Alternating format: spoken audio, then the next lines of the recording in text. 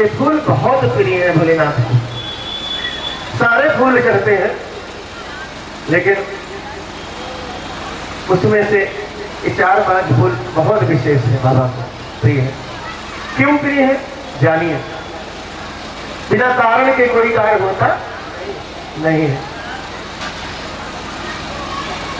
सभी के पेड़ के नीचे बाबा बैठे थे, मैया भी उनके बगल में आके बैठ जाती है।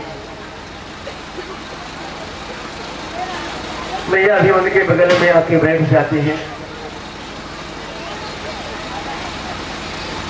और भोले बाबा से कहती है कि आज आप ध्यान मग्न मत होना, आज मुझे कुछ सुना दो।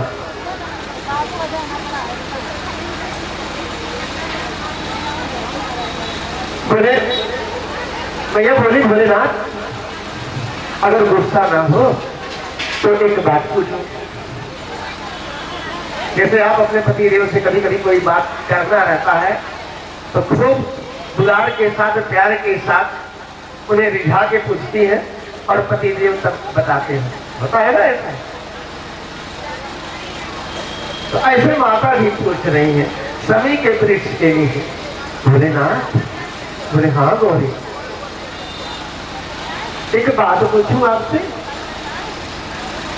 बोले हाँ पूछो। बोले आपके मंदिर पे हर जगह लिखा रहता है सत्यम शिवम सुंदरम, आपको सत्य बहुत प्रिय है। बोले हाँ गौरी, और जहां जहां सत्य रहता है वहां वहां मेरा वास रहता है।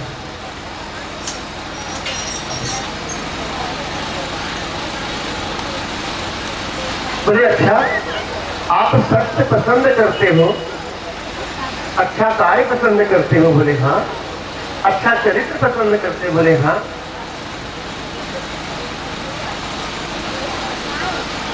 तो बोले अच्छा एक चीज बताओ। बताओ तो पूछो, नहीं तो नहीं। बोले पूछो। बोले सच्ची मुच्ची बताओगे। महादेव कहते हाँ बताऊंगा सच्ची मुच्ची।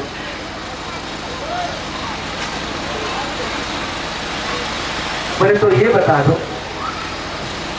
कि कभी आपने चोरी किया है कि नहीं। महादेव देखे मुस्कुरा के। मैया ने कहा स्वामी सच्ची मुच्ची बता दो आज, अगर किया हो तो आपकी अर्धांगिनी हो, किसी से नहीं कहोगी।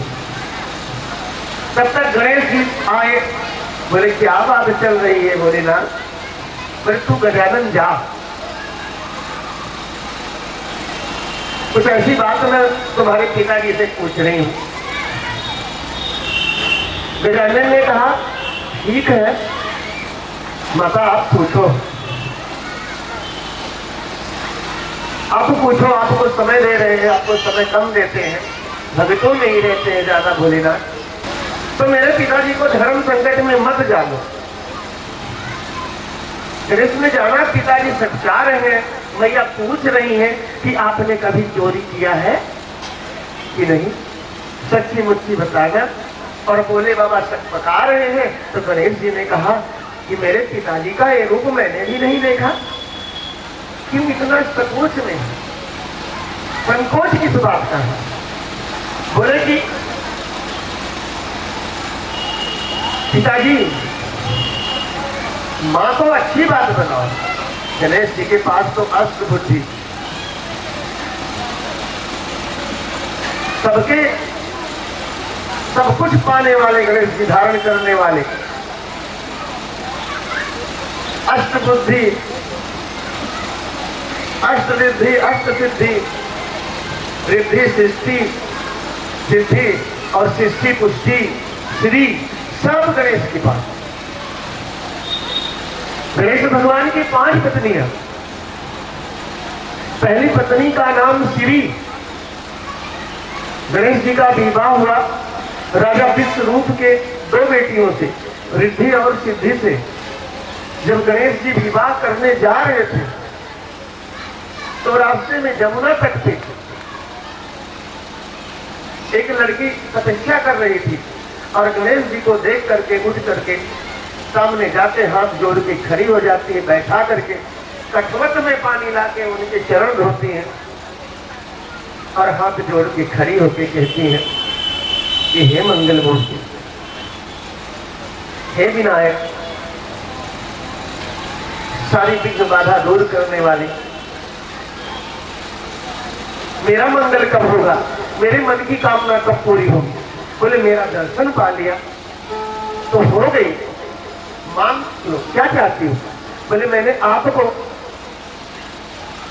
पति के रूप में चाहा है। गणेश भगवान ने मांग भर दिया और उस कन्या का नाम था श्री, उस कन्या का नाम था श्री।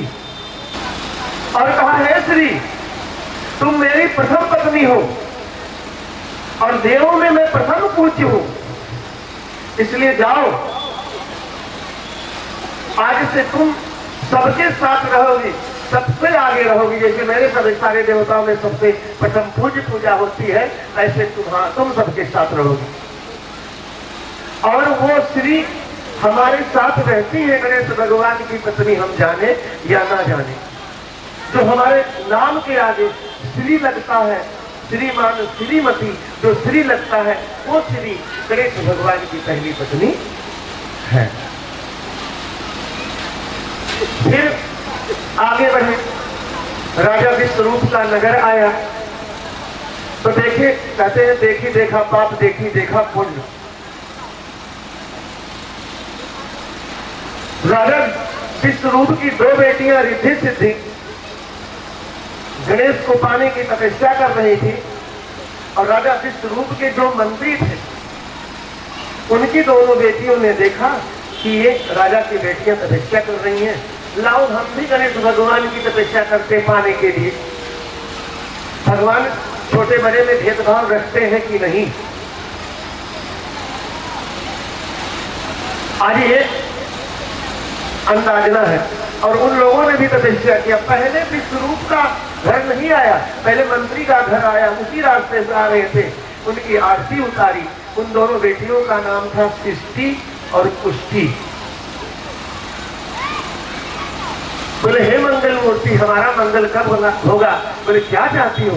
बोले मैंने आपको पति के रूप में पाना चाहा है। उन दोनों की मात को भर दिया भगवान गणेश ने, सृष्टि और पुष्टि। फिर जाके राजा विश्वरूप की बेटी रिद्धि सिद्धि से शादी किया। उनके पास सारी शक्तियां, रिद्धि सिद्धि सृष्टि पुष्टि श्री और स्वयं अष्ट बुद्धि वाले। तो तार गए। उन्होंने कहा कि हे पिताजी, ऐसी माता को कथा सुनाओ। समी के पेड़ के नीचे बैठे हो और समी के पेड़ के नीचे मैंने, और जो है बट पेड़ के नीचे, बेल पेड़ के नीचे, पीपल के पेड़ के नीचे कथा का आनंद ही कुछ और है, फल ही बहुत ज्यादा है।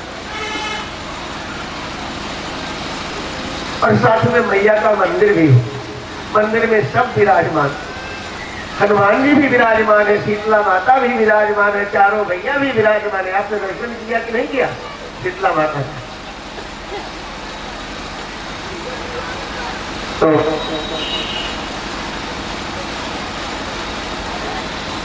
हे पिताजी, आप मैया को जन कल्याण की कथा सुनाओ।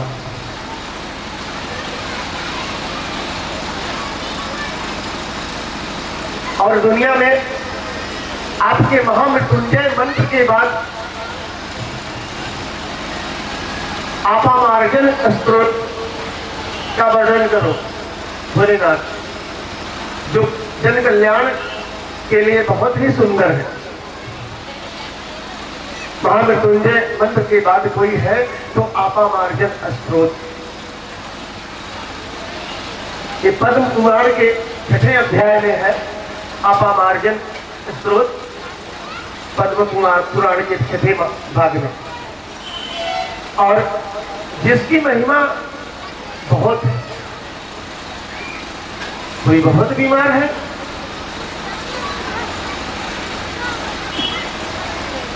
छुट्टी नहीं मिल रही अस्पताल से, आप निराश हो रहे हो, कोई सहारा नहीं है, तो एक